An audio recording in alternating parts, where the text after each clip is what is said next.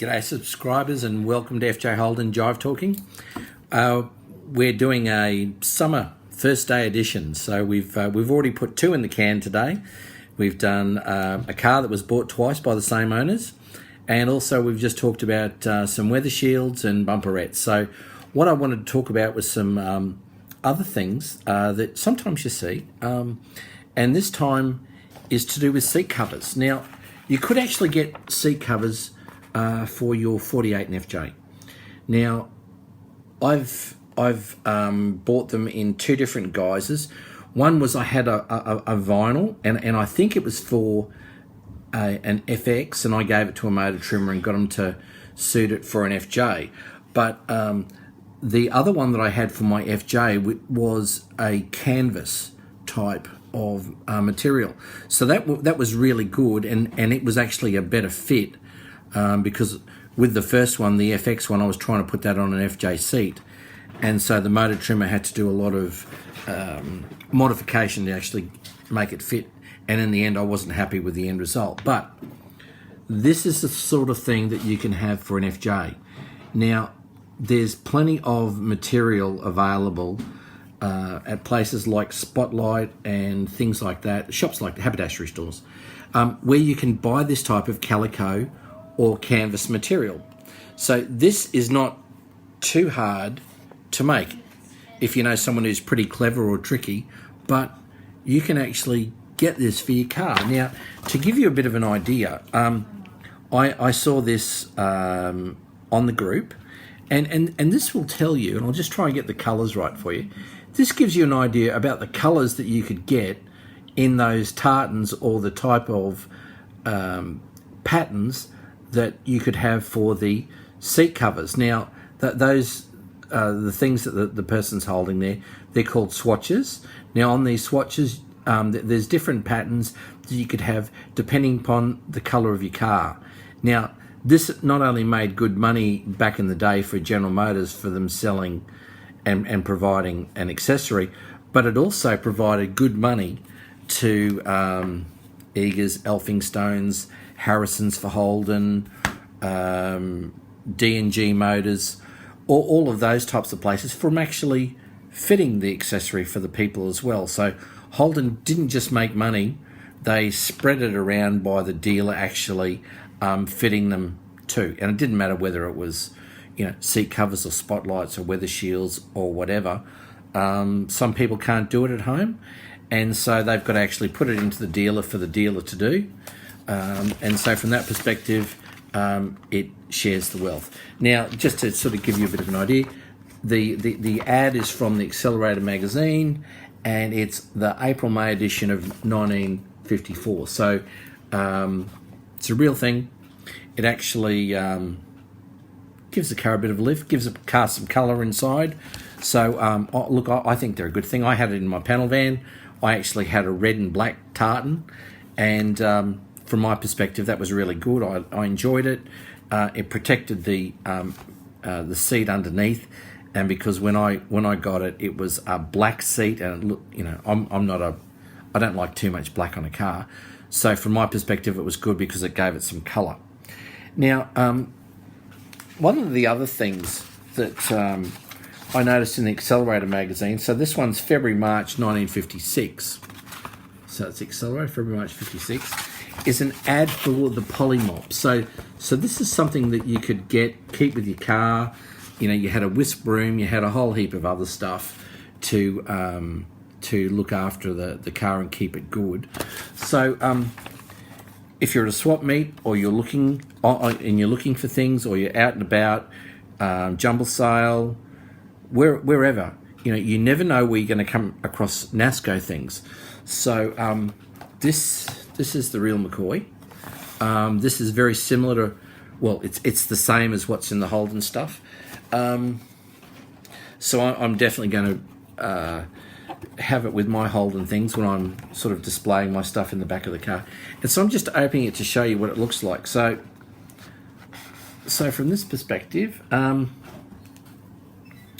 they say not to. Okay, so they say it's a dust absorbing polisher, and the directions are: this Nannette should always be returned to its container after use.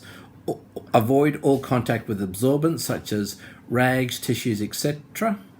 Nannette must only be used on a dry car. Use it on thick dust, on dry mud even, but not on damp coachwork. It needs only a few minutes with Nannette to give your car back its shiny new look. Well, there you go. It's the list goes on and on and on, but you can see what it's like.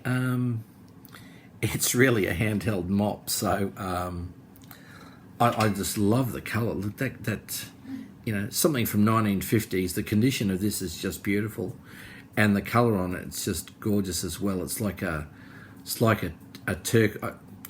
a wood construction, and they've painted it turquoise, and I've got to say it looks really, really good. So I'll be putting that with the other bits and pieces I have in the back of the FJ panel wagon, together with the like the Lucas distilled water bottle and all of that. So that's fine. Now the other couple of things I wanted to talk about was something I'd seen that I was really happy with. Now I've shown subscribers this sleeve you could get as an accessory. It's a Holden sleeve. Rare Spares have got them. I think I bought this one from Rare Spares actually. The other two I had were genuine ones. I bought them at swap meets, but hey, that was the 80s when you could get anything. So this is the same type of pattern as what's in the FJ and the 48 when you had the rubber floor mat. So that's fine, but you will see these types of things online. And what it is, it's a little pedal for your dipper switch. Now, that is bigger than your dipper switch. So, there's a little bit of modification that you need to do. What I'm thinking about fastening a nut onto the dipper switch and then slipping this onto the nut, and then that'll hold it in place. So, I think that will look pretty snappy in the car, just as an accessory you could get in the day, and they call it an easy dimmer switch pedal. So yeah, it's just a little something I like. I saw it and I was happy to get it. It says a real factor in night driving safety, because don't forget for the dipper switch is on the floor on the FX and FJs, as opposed to the cars these days where it's on the indicator stalk, and that didn't really start to come into being until the mid-70s. I remember it with my dad with his Valiants. They kept getting bigger and wider, and all the newer conveniences in there, and then this you got a new car every 2 years, and then this 1 year the high beam there was no dipper switch and it was on the stalk. But anyway, now look, the last thing that I wanted to talk about is switching in a car. So we all know there's we could have the light switch and the ignition switch, and there's even a courtesy switch that we can get that gets installed on the left-hand door, such when you get in the door and you open it, well, the light comes on. The same as new cars these days, but it was ahead of its time back in the day. It was the forerunner for today. But with appliances, like I'm going to run a few different things, like for instance a fan and a set of spotlights and whatever. So I'm really going to need a means to turn them on and off. So there's a few different ways I can go. There's a series of these toggle switches, and they're just on and off. It's positive and negative, and obviously to the appliance I'm going to have an inline fuse, because I talk to our subscribers about the safety part of that all of the time. So that's important.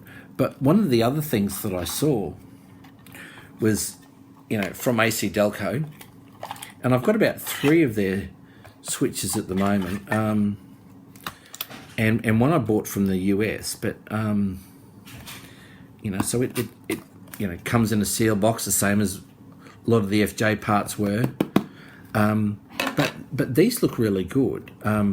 Now some are off and on, and then there's others that have got like for instance, very similar to the dimmer on the headlights for an FJ. But what I liked about these, as you can see, is these actually bolt, so there's no holes. These will bolt to underneath your dash where it comes down. So all you would see is from the dash perspective, all you'd see is that. So it should look pretty good. And there's some different ways to go about it, and that will depend upon the appliance. So at the moment, it's a case of do I use the Delco Remy and AC, or do I just go to use the toggle switches? So I'm sorting that out as we go along, and where I'm going to place everything. But look, that's just a few different things to talk to the subscribers about: the Nannette Poli Mop, the dipper switch pedal, and also some switching for your FJ Holden. So you guys have a good rest of the day, and we'll look forward to talking to you another time. See ya.